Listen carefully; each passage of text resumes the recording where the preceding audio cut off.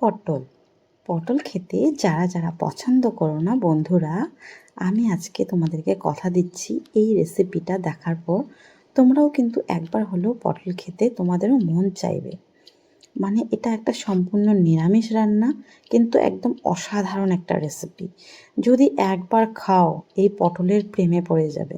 Hello বন্ধুরা, আমি মনা রান্নাঘরে তোমাদেরকে অনেক অনেক ওয়েলকাম এবং ভালোবাসা। তো দেখো, আজকে একটা নিরামিষ পটলের রেসিপি নিয়ে চলে এসেছি।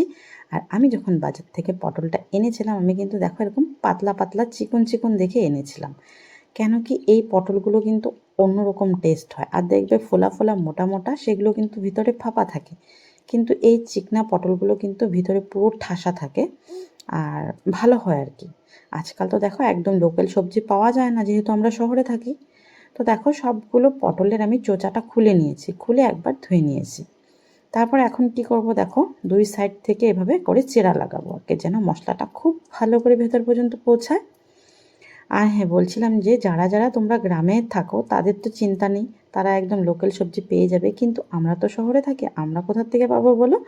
তাই আমাদের ওখান থেকে, মানে এইসব বাজার থেকে কিনে আমাদের খেতে হয়, তার মধ্যে থেকে বেছে টেছে আনতে হয়। তো কিছু করার নেই। তো দেখো আমি সব পটলগুলো কেটে নিয়েছি। আর এটা একটু বড় দেখে এটা মাঝখান থেকে কেটে নিলাম। তাহলে কি হবে বলো তো, মানে দেখতে একটু খারাপ লাগবে না। তারপর এখন আমি যেটা করব, পটলটাকে ম্যারিনেট করব, মানে নুন আর হলুদ দিয়ে খুব ভালো করে একদম ঘষে ঘষে প্রত্যেকটা যেন পটলের গায়ে নুন হলুদ ভালো করে লাগে। এভাবে করে দেখো হাত দিয়ে ঘষে ঘষে রান্নাটা মানে মিশিয়ে নেবো আর কি। তো বন্ধুরা, তোমাদেরকে বলছি আর কি, এই রেসিপিটা কিন্তু একদম সম্পূর্ণ নিরামিষ। তোমরা যারা একদম মাছ মাংস কিছু খাও না, তারা কিন্তু এটা মানে আরামসে খেতে পারবে। তারপর কোনো পুজোর রেসিপি হিসাবে বানাতে পারবে। মানে একদম অসাধারণ একটা রেসিপি। তো দেখো, তারপর হচ্ছে কি একটা মিক্সির জার নিয়ে নিলাম। আর এখানে আমি যে আজকে মশলাটা বানাবো, সেখানে দিয়ে দিচ্ছি হচ্ছে 2 চামচ সাদা তিল, 1 চামচ পোস্ত দানা, আর দেব হচ্ছে গিয়ে কিছুটা কোচানো নারিকেল, একটু কাঁচা লঙ্কা, আদা, এগুলোই দেবো আর কি দিয়ে। আর হ্যাঁ, এই রান্নাটা আমি একটু মিষ্টি মিষ্টি করে করব, ঝাল মিষ্টি, তাই একটু কিশমিশ দিয়ে দিলাম, দিয়ে একটু জল দিয়ে একটা সুন্দর মিহি পেস্ট করে নেব। তো বন্ধুরা, পেস্টটা করতে করতে তোমাদেরকে বলে রাখি, যদি আমার ভিডিওটা তোমাদের ভালো লাগে অবশ্যই একটা লাইক করো। আমার চ্যানেলে নতুন হয়ে থাকলে চ্যানেলটা প্লিজ সাবস্ক্রাইব করার অনুরোধ রইল। পারলে একটু শেয়ার করে দিও, আর মিষ্টি একটা সুন্দর একটা কমেন্ট করতে কিন্তু একদমই ভুলো না। আর ফেসবুক পেজ থেকে দেখে থাকলে প্লিজ পেজটা ফলো করে দিও। তারপর দেখো এখানে সাদা তেলের মধ্যে একটু চিনি ফোড়ন দিয়েছি। তারপর দেখো শুকনো লঙ্কা, তেজপাতা আর গোটা জিরে ফোড়ন দিয়ে দিয়েছি। দেখো চিনিটা ক্যারামেল হচ্ছে, মানে একটা কালার ছাড়ছে। তারপর আমি একটু কাশ্মীরি লঙ্কার গুঁড়ো দিয়ে দিলাম, দিয়ে তারপর দেখো পটলগুলো একে একে দিয়ে দিচ্ছি। তো যদি তোমরা যে কোনো রান্নাতে বন্ধুরা এভাবে করে একটু তেলের মধ্যে চিনি ফোড়ন দিয়ে তারপর চিনিটাকে ক্যারামেল করে নিয়ে, মানে গলে যাওয়া পর্যন্ত করে নিয়ে তারপর তোমরা যে কোনো কিছু রান্না করো না, তাহলে দেখবে তোমরা যদি কাশ্মীরি লঙ্কার গুঁড়ো নাও দাও না, তাহলেও একটা সুন্দর একটা কালার আসবে আর একটা সুন্দর টেস্ট আসে।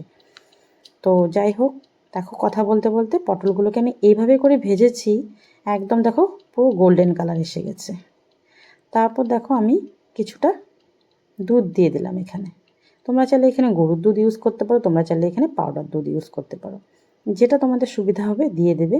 দিয়ে দেখো মিলিয়ে, মানে ভালো করে পটলের সাথে মিলিয়ে ঢাকা চাপা দিয়ে এটাকে সেদ্ধ হতে দেবো যতক্ষণ না পর্যন্ত দুধটা দেখো শুকিয়ে যায়।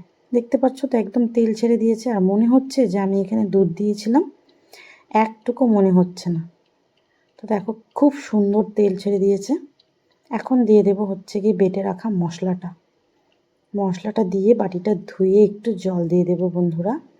তারপর এটাকে খুব সুন্দর করে কষাবো।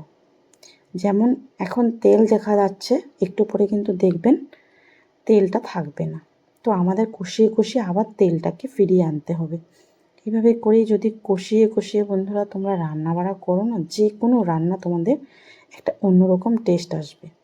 সবাই বলে যে আমাকে আমার রান্না নাকি খেতে ভালো লাগে, বাট আমার রান্নার মেন কৌশল হচ্ছে আমি কিন্তু অনেক কষিয়ে রসিয়ে রান্না করি, চট করে কিন্তু আমার রান্না করে ফেলি না।